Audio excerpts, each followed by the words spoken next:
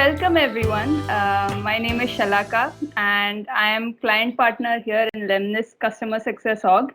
And today I'm really excited to moderate a discussion between two industry leaders. Our topic today, winning with a CDP, digitization lessons from COVID-19 comes at a really critical time. When the global pandemic is not just a health issue anymore, it's also forced businesses to innovate and adapt really urgently. We are now seeing MarTech leaders consolidate their stacks and tie them across, cross-functional business channels. So, two of our thought leaders are here today, our main speakers for the day. And quickly jumping to introductions over here. So, the first participant is Prashant Agarwal. Hey, hi, welcome, Prashant. So great to have you. He is the head of digital marketing at AIA Group. AIA is Asia's preeminent life insurance major, and it's also one of Asia's biggest companies. So Prashant's industry agnostic career gives him multi-domain and inter-industry acumen. He's a marketer for businesses, innovator at corporate innovation labs, connector at startup accelerators, brand builder, frequent international speaker, and regularly serves on juries for awards.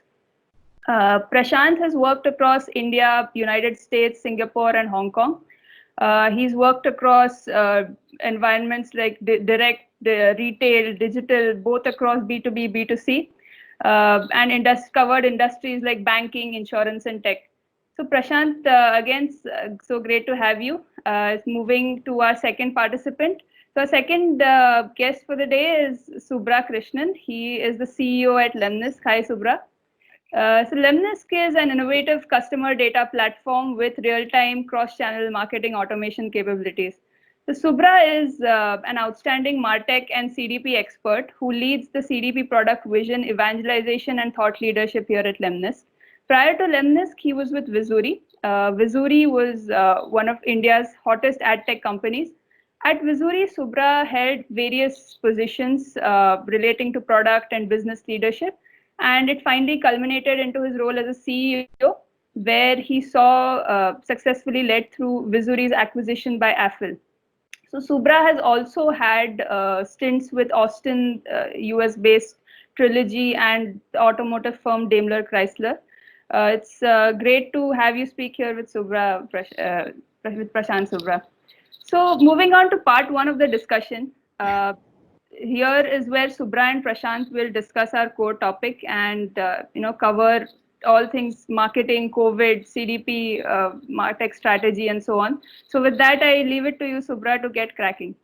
Perfect. Thank you so much, Shalaka. And Prashant, great to have you on the discussion today. And I'm so looking forward to speaking to you today. You sit at the heart of what's happening in the industry right now. And I know that you bring so much depth and insight into everything that's happening around us and everything that how really marketers need to react to a situation like this. So looking forward to it. So let me just get things rolling right away. My first question is around how has this whole thing we talk of things getting shaken up, and we talk of how stuff that usually happens over 3 years is happening over 3 months. So maybe a quick take from you to get things started in terms of what does this mean for the insurance industry, in this region, and especially for AI. So I think this entire COVIDian reality that we live in is now changing the fundamental of how people have perceived risk. A lot of times, insurance used to be something that someone else needed. I knew I kind of needed it, but it wasn't on my top priority list. Now, one of the biggest things this has shown us is that this can happen to anybody and everybody. The richest people, the poorest people, people in America, in China, in Europe, in Australia, New Zealand, are all getting impacted in a very similar level. From an industry perspective, a friend pointed this out yesterday, and it was so true, that we used to think that people who go to churches, people who are taking the train instead of driving are our ideal insurance customers. They're the lowest risk. Now, maybe not so much, right?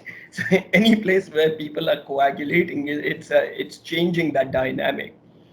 We've been doing a lot of analysis around how people are changing their thought process and how corporates are evolving. And it's a constantly changing scale, but few things jumped out. One was that the social media's role has changed. People are relying on social media, even in a world of fake news, for influential news ahead of even sources like the CDC and WHO. Secondly, people are consuming a lot of content online, not surprising, but it's a lot of video content, and a lot of that video content is around mental anxiety, mental health, coping, physical fitness. People are creating their own physical fitness videos and uploading them. So it's something that where the awareness is very, very high. Thirdly, we are finding that people who were not considering insurance are now considering it even as they're cutting back on other expenses.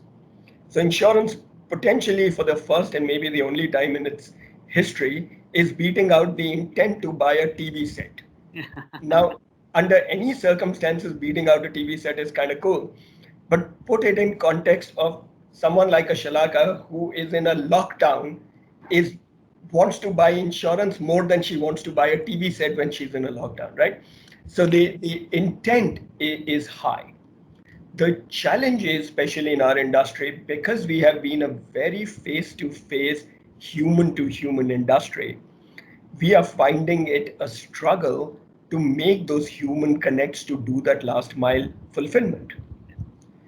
At the same time, one of the other challenges is that people are going to need something different, but they are overwhelmed in their online world. I don't know about you guys, but somehow whoever thought this work from home was easy, I'd really love to meet them because my workload is higher than it's ever been. I'm staring at a screen more than I ever have. And what that means is that I need to connect with things that seem to talk to me. They can't talk at me. My distraction level is very, very high as a person. So the way insurance will connect is it needs to use a non-stronghold of the agent to establish a human to corporate connection. And then the agent still plays a very important role in making that final last mile delivery. But something has to make that connect. And we can't just rely on the agent going out in the field and meeting lots of people to make that happen. Got it. So in some sense, you're saying that the model has not really changed, but the imperative is on digital sort of coming to the center in terms of being able to craft and nurture those relationships a lot more and potentially playing a role more in the last mile as well. That's the way. So I think if you look at an insurance journey as learn, buy, service, claim, the role of digital in learn is more than ever before. It'll have a major role in service and claim. I think for the buy part, it'll play a co-pilot role where the agent will still bring it over the line. Some agents are already now doing this online. So they are doing assisted sales. I'll call you and I'll walk you through the process, and the forms are online, and the video recording is the way we are recording our conversation, so to speak. Yeah. So that model will say it is not going to replace an agent, to be clear, but it is going to enable the agent. Now, in this, we do see that the way customers interact is going to be very different. So I'm going to jump the gun of potentially your next question, and that's where CDP comes in. Yeah. See, customers more than ever before need what I call the tape method. They need to feel that they were targeted. Their reaction needs to be fast. It has to be agile. Patience of people to wait for 30, 40, 60 seconds while something else happens now is zero. It has to be personalized. I have to feel like this is talking to me, and it has to be engaging. Now, you can't do TAPE if you do not have data on your customer, and you can't apply that data on scale. Many companies have data. Most do not have the ability to convert that data into an automated on-scale engagement system. And that is where CDPs and other pieces of marketing tech are now going to make a very big splash, in my view. Got it. Good. And I think that just stems from, I think it was, if I recall correctly, it was Milton Friedman who basically said only a crisis, whether real or perceived, produces real change, and a lot of that change comes from ideas that are already lying around, right? It's not that something radical just comes to people's mind. And I think concepts like CDPs, these were ideas that were lying around, but they're sort of probably getting picked right now, and they're getting probably the additional attention it deserves. So from that perspective, we actually see the same thing happening in other industries as well. So just to add in a couple of points, whether it's banking or whether it's retail, for example, fundamentally things are shifting towards a little bit more towards the digital side. Omni-channel, as it's called in retail, at least, for example, is coming to the fore, right? So how do you see the, let's say for some of your customer targeting use cases, or how you craft your customer experience in this world that we are moving to? How do you see that changing? How do you see that how do you see your strategy shifting there, or does it largely remain the same? No, I think the way it changes is the way we connect with people. People are not looking for product, they're looking for reassurance. There is so much of anxiety out there, and for good reason, right? If you take the concept of risk as different from uncertainty, say in a risk environment, you know the parameters, you know what to work with. In an uncertain environment, you have no idea which way it will go. That's very, very anxiety inducing. Companies like ours have a dual role to play, because especially when you're doing life and health insurance, the role of that is not just to take care of your immediate reimbursement per se, but to also help you feel a little more fiscally secure. And if you look at right now, the top two concerns that people have, the first is actually not even their health, because people are recognizing at a cerebral level that COVID does have a high recovery rate. But they are very, very worried about the economy. They're worried about losing their jobs. They're worried about pay cuts. They're worried about the economic environment changing, which will impact them in so many other ways. At the same time, they're worried about their health. They're worried about their loved ones' health, especially on the older and very younger side. So when you look at that, the way we engage will have to be a lot more broader. We have to connect with people. A lot of our broader resources, like our ambassadors, will have to even entertain at the same time, right? The message of bad things could happen to you when bad things are happening all around you is probably not the best message to make you feel comfortable and in the frame of mind.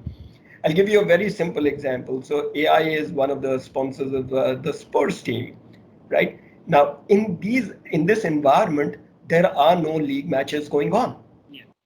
But at the same time, the world is full of a whole bunch of football fans who would love to get entertained, and there are no matches. So we took a lot of the old footage of matches and created a program around Match of the Month, where we've dug out footage of iconic matches from the 80s, and we show those little snippets to people. They interact, they vote with which was their match of the month.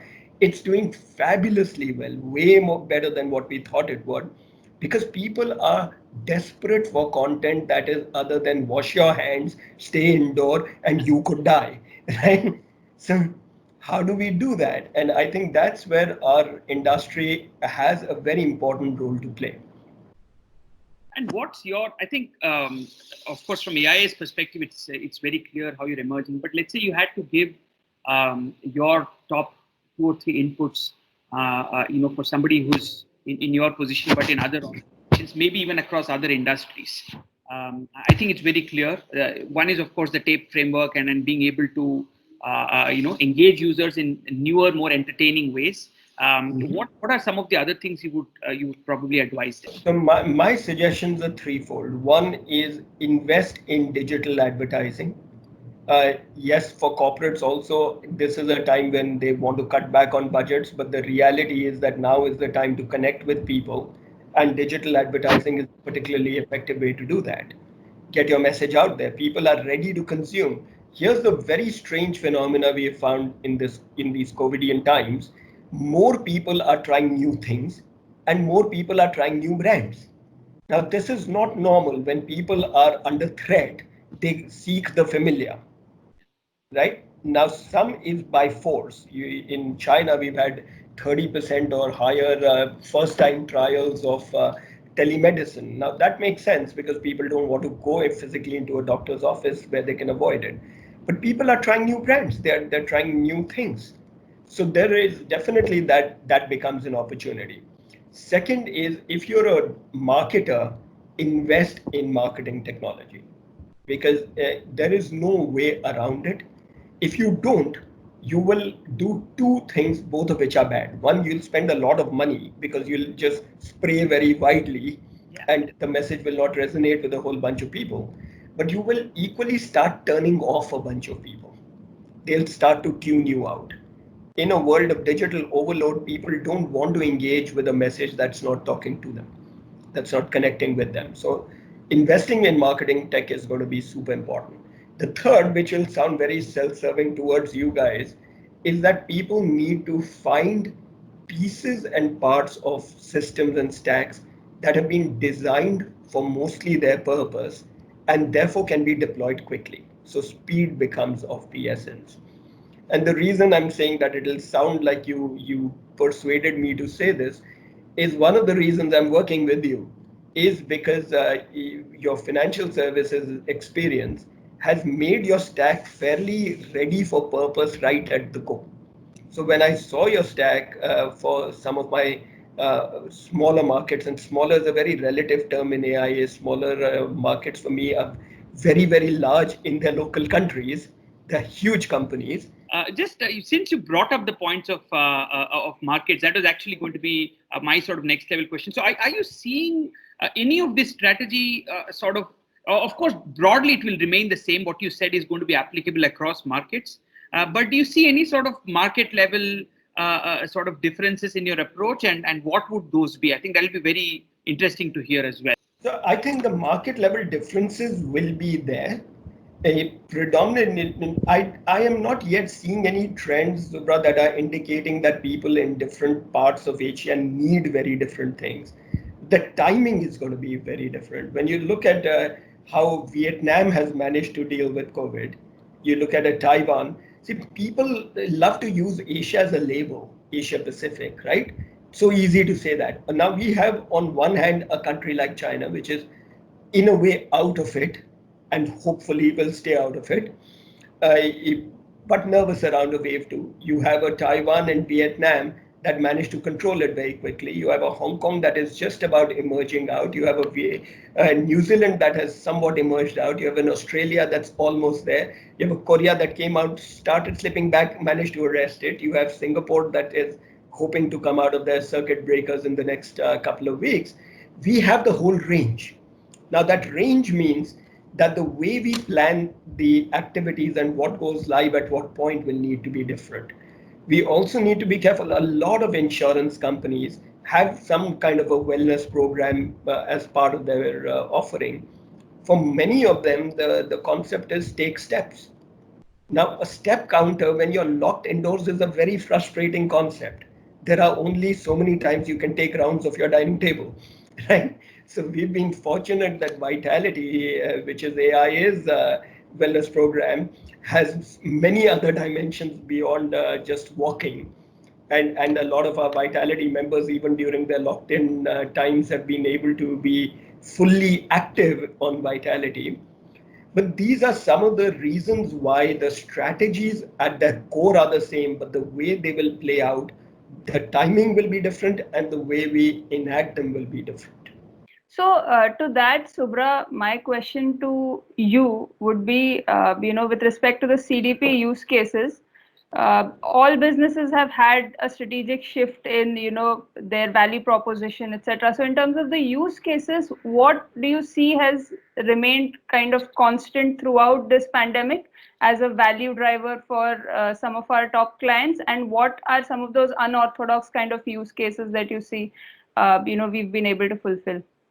Broadly speaking, of course, one of the things that has happened is generally you tend to oftentimes conflate at some level CDP kind of use cases with broadly, let's say, acquisition and maybe upsell, cross-sell.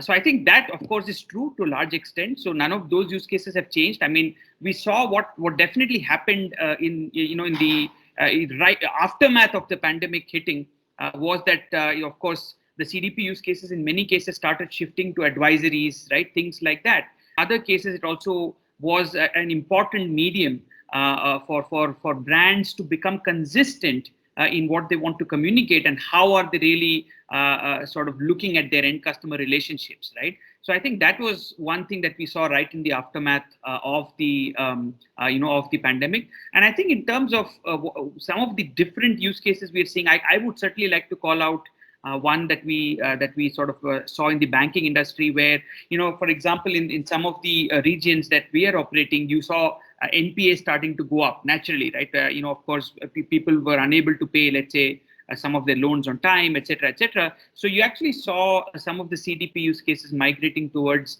reducing NPAs, which is very interesting because normally you would see probably the use cases more focused on acquisition, upsell, cross-sell, but to see that you could actually use it in some of these other cases, right? Positioning moratorium kind of benefits and, sort of getting users back who are probably trying to default. I think that is one very interesting trend we saw, which you usually wouldn't expect. And I think that could be quite useful across, because to your point, the role of targeted, sensible marketing for things beyond acquisition has usually not been front and center. Yeah, exactly. Now, for retention, this is going to be super important, right? You don't really want someone lapsing a policy because they couldn't make this particular year's payment that fell on this particular date. You would love to be able to converse with them and ensure that there is a mechanism by which they can be taken care of in some shape or form. So I think that's really, really useful. Thank you. Yeah. So I think that is one. And I think the other sort of angle to look at here is, I think CDPs have also, I think, when we look at something like an Insurance Now, and what Prashant was saying earlier, Shalaka, about the role of online, offline, or rather agent and digital becoming a lot more tighter. And I think in that world as well, I would imagine a CDP can definitely help bridge these two worlds with the A part of TAPE, which is agility, right? It's really making sure that the information between digital and the agent is real-time in nature, and information is continuously flowing across these streams. I think from that perspective as well, I see this tightening is something that the bond of these two spaces is something that I think the CDP. Yeah, and to add to that, it's pretty remarkable that we started one really amazing use case with AIA that kind of sets us apart from the traditional use cases that we are doing across clients, which is more from digital adoption perspective, right? So now that a lot of BFSI companies are trying to make their sales journeys complete end-to-end on the digital channels, we are also going to see a rise in use cases where we'll require people to come and adopt these channels, right? Not just new fresh sales, but also for existing customers. For example, something as simple as adopting your e-payments module, right, that your business offers, or something like asking questions online rather than just picking up the phone and talking to an agent and trying to figure out on your own. So that's also probably going to pick up. Absolutely. And I think this is going to be one of those important times where all of us as marketers will need to move fast, right? So as we are working on, even with you guys, how each of our use cases finally plays out is an unknown at this point. And that's fine, because some of these use cases will overperform, some will underperform. And the uncertainty brought into the system with COVID will be a contributing reality factor. And as hopefully COVID eases up soon enough, we will see some of the use cases that didn't perform so well need to be examined again in a different context. So it's going to be a cycle of constantly learning. But one of the important parts of systems like a CDP is that every interaction or lack of an interaction enriches your data file. Every item gives you a new data signal that chooses and helps you decide what actions to take, when to take, how often to take. And that is going to need to become more and more standard operating procedure. I think the reality of the times that we are in is that even marketing messages, they are not resisted by people at all. People just want the stuff that is relevant, right? If I am desperately a cyclist, I want the cycling gear ads to show up. I want a personal accident plan to show up. I don't want mountain climbing to show up. It's like, why? Right? So people are holding these expectations. People are demanding a better experience because, frankly, they're so desperate for a good experience now. The number of outlets is fewer. And that's where I think these systems are going to become very important. But equally now for you guys, I think you will have an even higher burden to demonstrate to clients how your systems are agile and fit for purpose. That all these changing nuances around how the markets are operating are fit in your systems. And I personally believe they are, and the time will tell us how fit they are, and equally you guys will learn along with us. And I expect that this is going to be a very exciting phase of co-learning, co-sharing, and expansions for us as marketers and you as integral parts of our providing experts. So, Prashant, just one of our few couple of closing questions. Purely from a marketing point of view, just keeping aside digital marketing, etc., do you see that this phase will somewhere bring out marketing as a much stronger revenue generator than it's shown to be within large organizations? And the counterpart of that question to Subra would be, then do you think that we would be, players like us would be in a better position suited to make pitches to marketers where we bring out the sales value or the hard dollar value of products like CDP? I don't see marketing's function as simply an awareness buildup. Marketing to me plays a very, very important role in driving preference for people. And that preference for that particular brand, for that company, for that offering, for meeting with that company's salesperson is going to be more critical than ever before. So to your point, yes, marketing will be an absolute twin of sales in the new world order, wherever it already is not. Uh, Sales teams will need marketing to open the door to have people already predisposed so they can come in and make that final closure, and then they can move to the next very, very quickly and effectively. And therefore, I do believe that systems like yours, there are other capabilities beyond CDPs as well, where people will absolutely be more open. The important part will be for you all to almost humanize your offer. So a problem with marketing tech has always been that it has focused more on the tech and less on the mar.